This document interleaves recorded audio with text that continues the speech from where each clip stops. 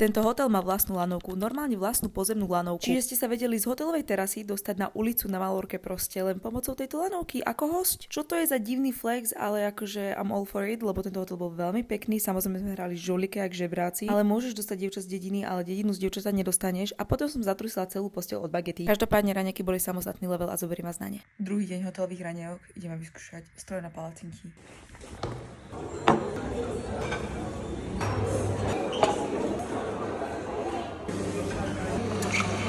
Dnes máme už premyslené raňajko, lebo to je druhý deň. Takže slaný platter, omeleta, yum, pražnica, to je veľmi dobré, baklažán, fresko, paradajka, chlebík. Tento sír neviem, čo je zač, to som nemala. Minerálka, vidíte, ako naša Vincentka. Potom máme sladký platter s ovocím a s palacinkami, ktoré si robíte sami. A cortado.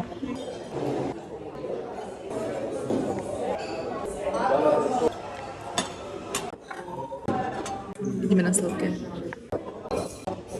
Melón dobrý. Nič jahody neboli. Ty od palacinky.